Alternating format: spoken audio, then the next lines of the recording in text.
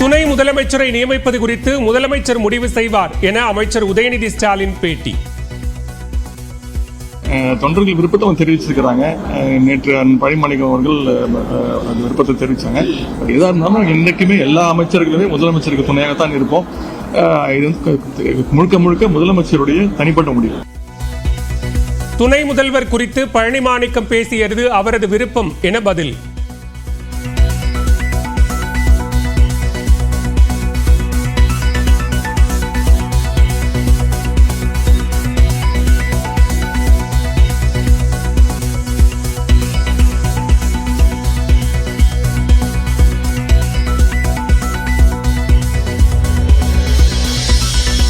பெரியார் திடல் சென்று மரியாதை செலுத்திய தாவேக தலைவர் விஜயை நண்பர் என குறிப்பிட்டு வாழ்த்திய உதயநிதி, பெரியாரை தொடாமல் தமிழ்நாட்டில் அரசியல் செய்ய முடியாது என்றும் பேட்டி. யாரா இருந்தாலும் தமிழ்நாட்டில் பெரியாரை தாண்டி பெரியாரை மீறி பெரியாரை தொடாமல் இங்கே அரசியல் செய்ய முடியாது. நண்பர் விஜய் அவர்களுக்கு வாழ்த்து. திமுக மூத்த நிர்வாகிகளுடன் முதலமைச்சர் மு க ஸ்டாலின் 1 மணி நேரம் அண்ணா அறிவாலயத்தில் ஆலோசனை.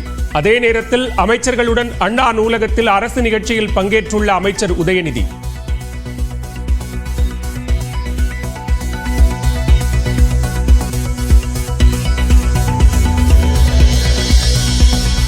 ராகுல் காந்திக்கு பாஜக மற்றும் ஷிண்டேயின் சிவசேனா தலைவர்கள் மிரட்டல் விடுத்ததற்கு முதலமைச்சர் மு க ஸ்டாலின் கண்டனம்.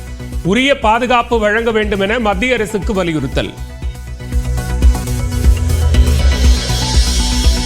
ராகுல் காந்தியை அவமதித்ததுடன் மிரட்டல் விடுத்த பாஜக மத்திய அமைச்சர் மற்றும் மூத்த தலைவருக்கு கண்டனம். டெல்லியில் போராட்டத்தில் ஈடுபட்ட இளைஞர் காங்கிரசார் கைது.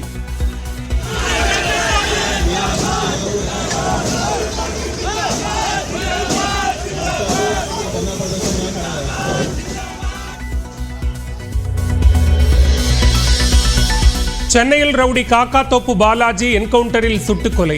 காவல்துறையை கையில் வைத்துக் கொண்டு தனது மகனை சம்போ செந்தில் கொலை செய்துவிட்டதாக தாய் குற்றச்சாட்டு.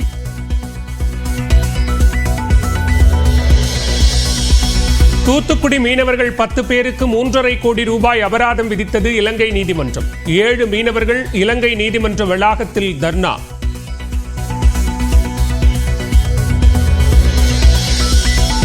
திருவாரூர் அருகே புள்ளமங்கலத்தில் அரசு பள்ளி வளாகத்தில் ஆசிரியர் மீது கம்பி கொண்டு தாக்குதல் நடத்திய கட்டுமான பணி ஒப்பந்த நிறுவனத்தின் மேலாளர் உட்பட 2 பேர் காயம்.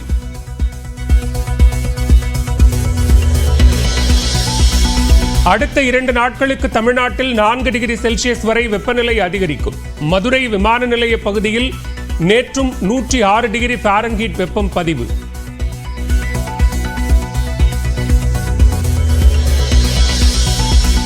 அமைச்சர்கள் தங்கம் தென்னரசு, KKSSR ராமச்சந்திரன் மீதான வழக்குகளில் தமிழ்நாடு அரசுக்கு நோட்டீஸ். விசாரணை நியாயமாக நடைபெற சிறப்பு அரசு வழக்கறிஞர்களை நியமிக்க கோரிய மனு மீது உத்தரவு.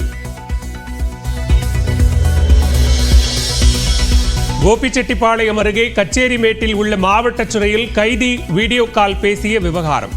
முதன்மை தலைமை காவலர் ராஜாராம் பணியிடை நீக்கம்.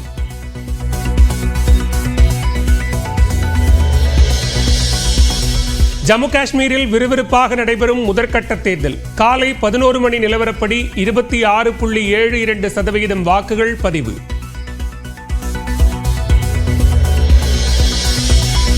உதயநிதியை துணை முதல்வராக பட்டம் சூட்ட வேண்டும் என கோரிக்கை வைக்கவே திமுக முப்பெரும் விழாவில் பழனி மாணிக்கத்திற்கு விருது. பாஜக மூத்த தலைவர் தமிழிசை சவுந்தரராஜன் விமர்சனம்.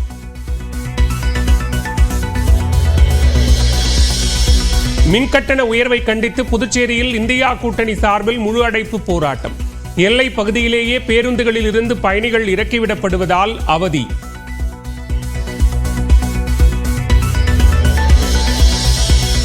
கேரளாவில் நிபா வைரஸ் பாதிப்பு உறுதியானதால் தமிழக எல்லைகளில் கண்காணிப்பு தீவிரம். கோவை மாவட்ட எல்லையான வாளையாறில் முழு கவச உடை அணிந்து காய்ச்சல் பரிசோதனை நடத்தும் சுகாதாரத்துறை.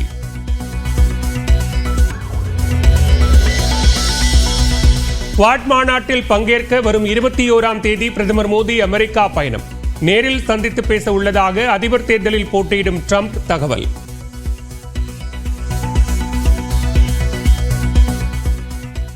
சென்னை அண்ணா அறிவாலயத்தில் திமுகவின் மூத்த நிர்வாகிகளுடன் முதலமைச்சர் மு க ஸ்டாலின் முக்கிய ஆலோசனையில் ஈடுபட்டார். சட்டமன்ற தேர்தலுக்காக கட்சி ரீதியாக செய்யப்பட வேண்டிய மாற்றங்கள் குறித்து பரிந்துரைக்க திமுகவில் ஒருங்கிணைப்பு குழு அமைக்கப்பட்டது. அமைச்சர்கள் KN நேரு, ஏவவேலு, தங்கம் தென்னரசு, உதயநிதி ஸ்டாலின் மற்றும் அமைப்பு செயலாளர் RS பாரதி ஆகியோர் அடங்கிய இந்த குழுவினர் முதலமைச்சர் அமெரிக்காவில் இருந்தபோது இருமுறை ஆலோசனை நடத்தியிருந்தனர். முதலமைச்சர் தமிழ்நாடு திரும்பியதும் கட்சியில் மேற்கொள்ள வேண்டிய மாற்றங்கள் குறித்து பரிந்துரைக்கப்படும் என அமைச்சர் உதயநிதி அப்போது தெரிவித்திருந்தார். இதனிடையே நேற்று நடந்த திமுக பவள விழாவில் அமைச்சர் உதயநிதியை துணை முதலமைச்சராக்க வேண்டும் என முன்னாள் மத்திய அமைச்சர் பழனிமாணிக்கம் பேசியிருந்தார். இந்த சூழலில் சென்னை அண்ணா அறிவாலயத்தில் திமுக மூத்த நிர்வாகிகளுடன் முதலமைச்சர் மு க ஸ்டாலின் ஆலோசனை நடத்தி வருகிறார்.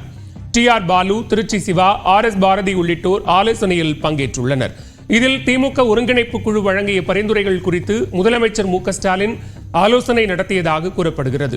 இதனிடையே சென்னை கோட்டூர்புரத்தில் உள்ள அண்ணா நூற்றாண்டு நூலக அரங்கத்தில் நடைபெறும் பெரியார் நினைவு சொற்பொழிவு நிகழ்ச்சியில் அமைச்சர் உதயநிதி ஸ்டாலின் பங்கேற்றுள்ளார். இந்த நிகழ்ச்சியில் அமைச்சர் உதயநிதியுடன் அமைச்சர்கள் சேகர்பாபு, மா சுப்பிரமணியன் ஆகியோரும் கலந்து கொண்டுள்ளனர்.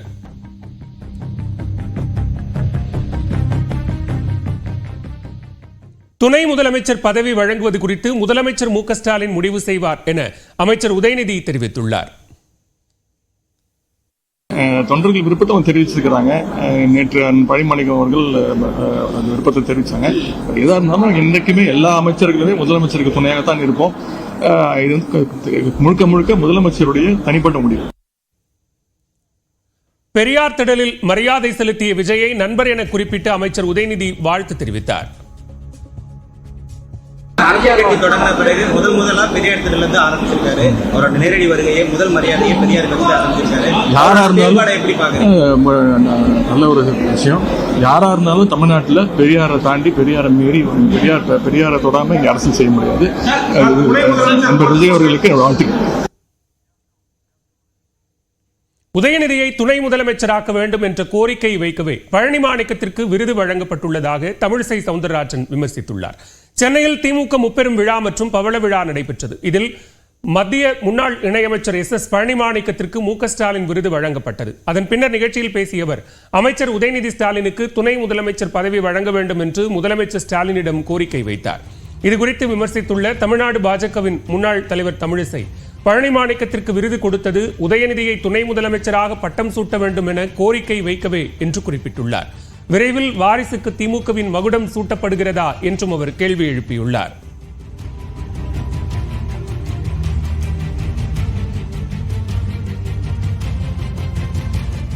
ராகுல் காந்திக்கு அவரது பாட்டியின் நிலைதான் ஏற்படும் என்று நாக்கை துண்டித்து விடுவோம் என்றும் மிரட்டல் வந்துள்ளதால் அவரது பாதுகாப்பை உறுதி செய்ய வேண்டும் என்று முதலமைச்சர் ஸ்டாலின் வலியுறுத்தியுள்ளார். எதிர்க்கட்சித் தலைவர் ராகுல் காந்தி தனது அமெரிக்க சுற்றுப்பயணத்தின் போது இடஒதுக்கீடு, RSS உள்ளிட்டவை குறித்து பல்வேறு கருத்துக்களை தெரிவித்திருந்தார். அவரது கருத்துக்கு பாஜக, RSS அமைப்பினர் கண்டனம் தெரிவித்து வந்தனர். ராகுல் காந்தியின் நாக்கை அறுப்பவருக்கு 11 லட்சம் ரூபாய் தருவதாக ஷிண்டே ஆதரவு சிவசேனா MLA சஞ்சய் கெய்க்வாட் கூறியது சர்ச்சையை ஏற்படுத்தியது. இந்திரா காந்தி போலவே ராகுல் கொல்லப்படுவார் என்றும் பாஜகவினர் மிரட்டல் விடுத்திருந்தனர். ராகுல் காந்தியை நாட்டின் நம்பர் 1 பயங்கரவாதி என்று மத்திய அமைச்சர் ரவ்னீத் சிங் பிட்டு கூறியதும் கண்டனத்திற்கு உள்ளானது. இந்நிலையில் ராகுல் காந்திக்கு வரும் இதுபோன்ற மிரட்டலுக்கு முதலமைச்சர் மு க ஸ்டாலின் கண்டனம் தெரிவித்துள்ளார். ராகுல் காந்திக்கு பெருகி வரும் மக்கள் ஆதரவும் புகழுமே இதுபோன்ற மோசமான மிரட்டலுக்கு காரணம் என்று தனது எக்ஸ்தல பக்கத்தில் குறிப்பிட்டுள்ளார். இதனால் எதிர்க்கட்சித் தலைவர் ராகுல் காந்தியின் பாதுகாப்பை உறுதி செய்ய மத்திய அரசுக்கு அவர் வலியுறுத்தியுள்ளார். மிரட்டல் மற்றும் வன்முறைக்கு ஜனநாயகத்தில் இடமில்லை என்பதை மத்திய அரசு உறுதிப்படுத்த வேண்டும் என்றும் அவர் குறிப்பிட்டுள்ளார். இதனிடையே ராகுல் காந்திக்கு மிரட்டல் விடுத்த பாஜகவினரை கண்டித்து டெல்லி காங்கிரஸ் கட்சியினர் போராட்டம் நடத்தினர். ராகுல் காந்தியை பயங்கரவாதி என்ற மத்திய அமைச்சர் ரவ்னீத் சிங் பிட்டுவின் உருவ பொம்மையை எரித்தும் ஆர்ப்பாட்டத்தில் ஈடுபட்டனர். அவர்களை போலீசார் கைது செய்தனர்.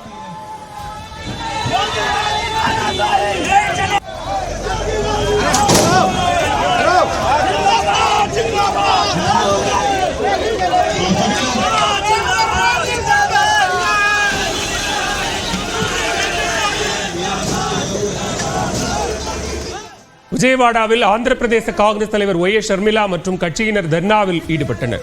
ராகுல் காந்திக்கு மிரட்டல் விடுத்த பாஜகவினருக்கு எதிராக கண்டன முழக்கங்களையும் அவர்கள் எழுப்பினர்.